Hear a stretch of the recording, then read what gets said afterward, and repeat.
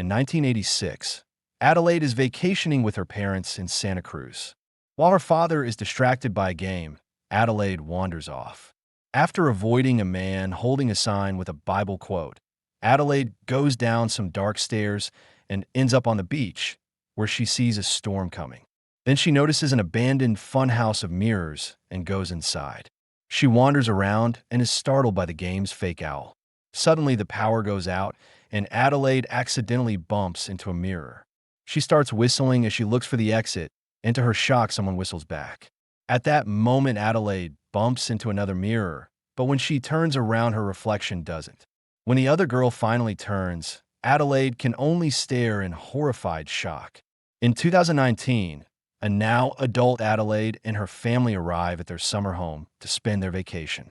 During lunch, her husband Gabe tells their daughter Zora that she shouldn't give up running because she could make it to the Olympics one day. Their son Jason has been practicing a magic trick, but he's too shy to do it in front of everyone. Gabe announces they'll be going to the beach in Santa Cruz, and Adelaide doesn't look too happy about the idea.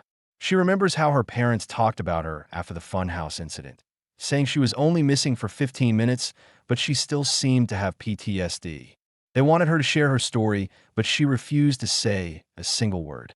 A therapist advised them to make Adelaide express herself through art, like dancing or drawing. In the present, Adelaide and Gabe are arguing because she doesn't want to go to the beach. Gabe reminds her this is the first summer they've come since Grandma died, convincing her to do it for the kids. Then Adelaide goes looking for her son and finds a box with some childhood things. A picture makes her remember her days as a dancer, which makes her nervous to look in the mirror. The moment is interrupted by a screaming Jason, who hid in the closet and got stuck. After freeing him, Adelaide reminds him not to play there. Later in the car, Adelaide tries to relax and enjoy her time with her family, but seeing the beach makes her tense. It brings back another memory of her parents arguing over the incident when she could not even talk.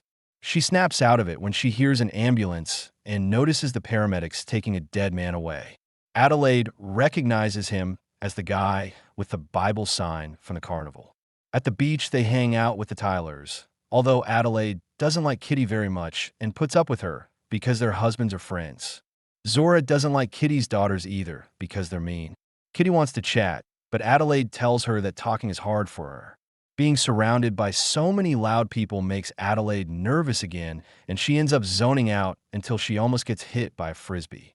Meanwhile, Jason comes out of the bathroom and sees a man dressed in a long trench coat with blood dripping from his fingers. At that moment, Adelaide notices her son is missing and panics. But Jason comes back and explains he just went to the bathroom. That night, Adelaide is putting Jason to bed when she finds his latest drawing, which shows the bleeding man. Afterward, Adelaide tells Gabe that she wants to leave because this place makes her feel as if she wasn't herself. She shares the story of the mirror incident, explaining that the girl she saw turn around to reveal the same face as hers. Adelaide ran back to her parents, but since then she's been worried that her doppelganger would come back for her. Lots of weird things have been happening since they arrived, and Adelaide thinks there's signs. When Gabe tells her not to worry because he'll protect her, the power goes out.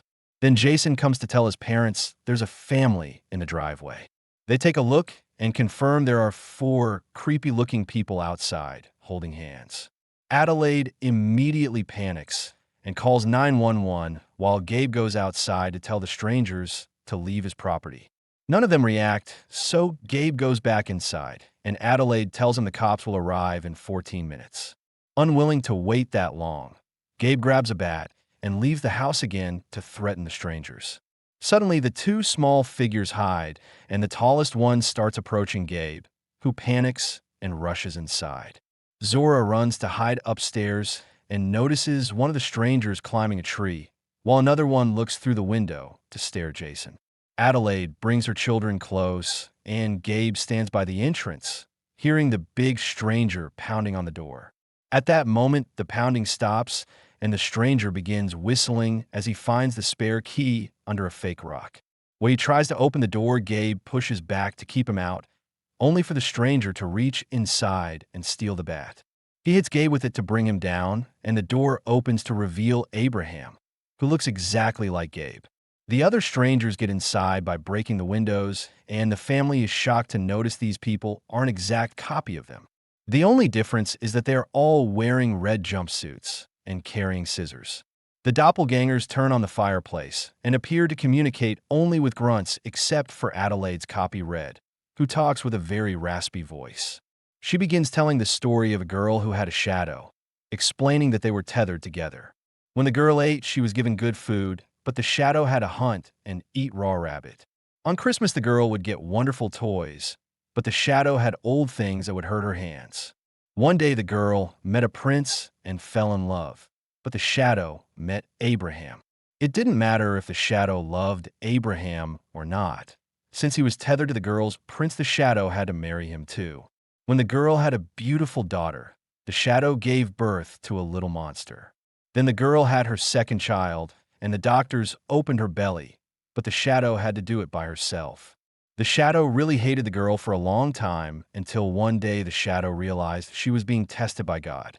When Red finishes her story, a terrified Gabe offers money and material things to make them leave, but he's turned down. He asks who they are, and Red answers we're Americans. Then she makes Adelaide handcuff herself to the table, threatening to hurt the children if she doesn't obey. Once that's done, Abraham takes Gabe's glasses and begins dragging him out of the house, hitting him when he tries to defend himself. Once they're outside, Abraham punches Gabe to knock him out. Inside, Red tells Zora to run as her doppelganger Umbri starts chasing after her. The last copy, named Pluto, offers his hand to Jason, and together they go to the closet, where Pluto forces Jason to put on his toy mask as he mimics all his movements. When they both take their masks off, Pluto reveals a burnt face. The boys put the masks on again, and Pluto shakes Jason's hand, asking for his magic trick. Jason distracts him with it before jumping out of the closet and closing it to leave Pluto locked inside. Down the road, Zora continues to run, but Umbri appears in front of her. Zora tries hiding behind a car, and Umbri follows her steps on the opposite side until she suddenly disappears. A scared Zora checks under the car and finds nothing, so she looks up and finds Umbri on top of the vehicle.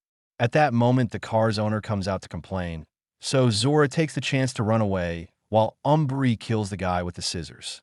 Meanwhile, Gabe wakes up inside a bag and makes a hole in the plastic to discover Abraham has taken him away on a boat.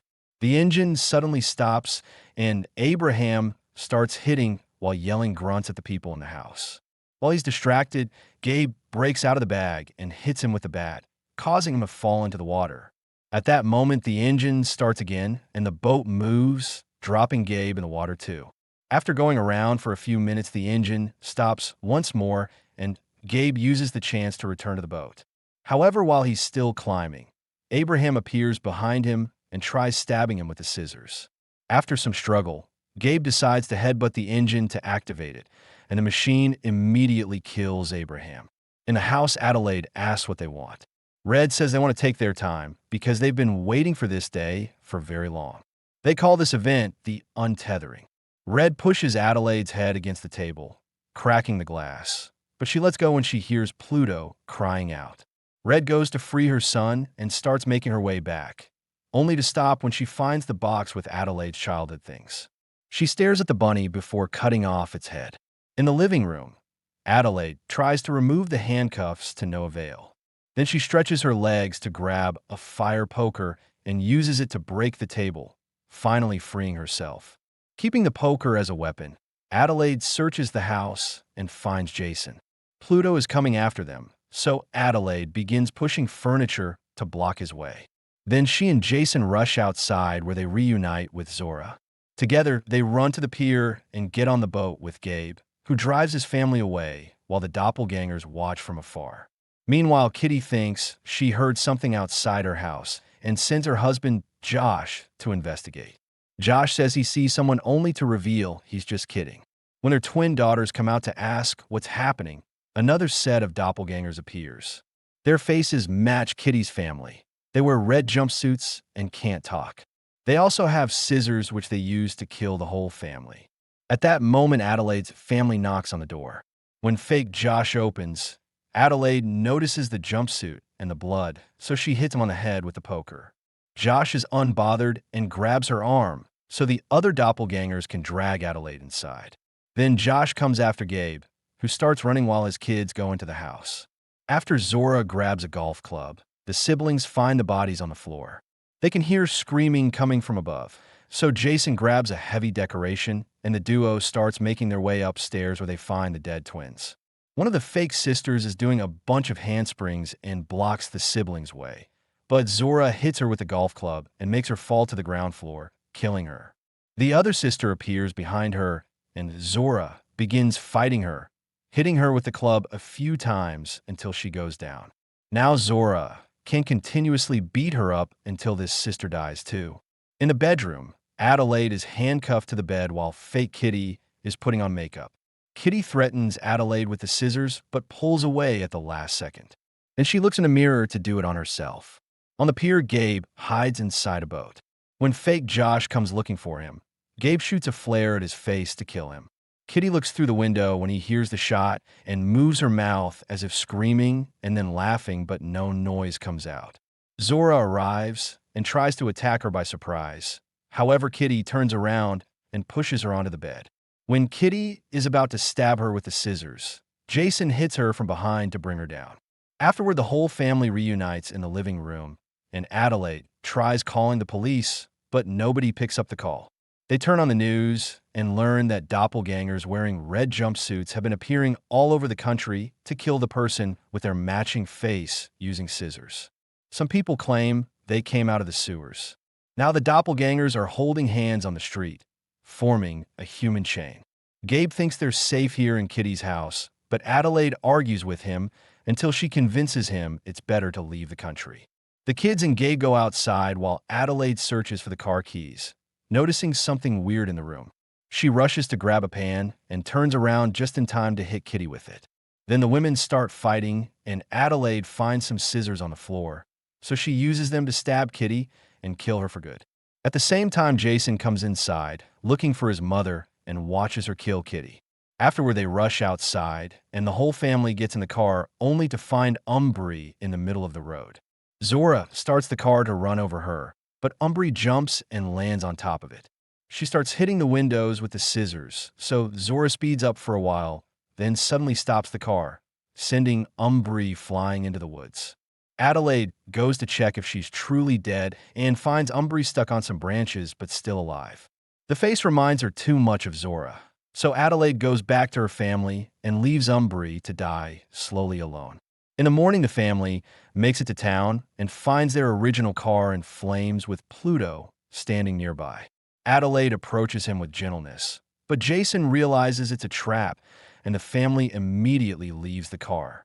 There's a line of fuel going to the vehicle, and Pluto gets ready to set it on fire. However, Jason remembers the mimicking movements and starts walking backward to force Pluto to do the same.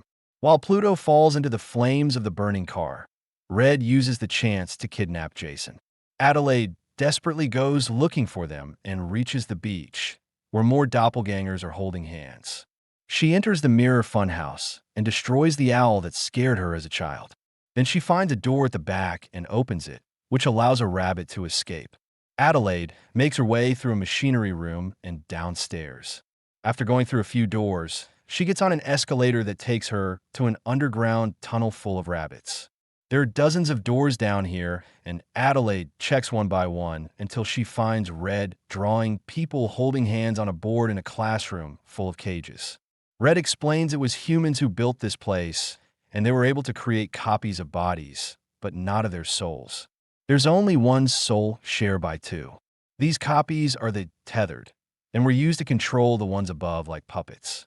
Eventually, the tethered were abandoned, and they went mad down here, trying to survive while only eating rabbits. However, Red was different, so when Adelaide came to the carnival, Red left the tunnel to comfort her. During the following years, when Adelaide started practicing ballet, Red took inspiration from the dancing to find faith in her life.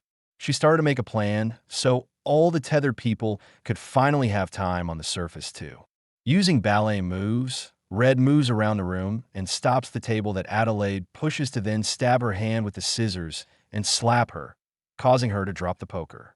Red kicks it away and tries to stab Adelaide's head, but she's putting up too much resistance, so Red throws her on the ground instead. Adelaide grabs the poker again and attacks Red, who easily blocks her and kicks her before leaving the classroom. A desperate Adelaide follows her to the tunnel and keeps on trying to hit her, but Red easily dodges all her attacks while occasionally slashing her with the scissors. Eventually, Red stabs Adelaide in the stomach and disappears into another room. Adelaide enters the room as well, and Red tries to surprise her from behind, but Adelaide turns around just in time and stabs her with the poker. She pushes really deep, but Red is still alive and even whistling, so Adelaide puts her handcuffs around Red's neck to break it and finally kill her. Afterward, Adelaide takes Red's keys and finds Jason in a locker. They leave the tunnel and reunite with their family to escape inside an ambulance. As Adelaide drives away, she starts remembering the incident in detail. It turns out that the fake Adelaide kid choked the real one to death, then took her into the tunnel to handcuff her to the bed. After taking the real girl's clothes, the doppelganger went outside and took over Adelaide's life. This is why she couldn't speak after the incident and had to learn again, and why Red was the only doppelganger who did talk. A wary Jason looks at his mother with doubt, but Adelaide just smiles. Meanwhile, all the doppelgangers around the country are holding hands in a huge line.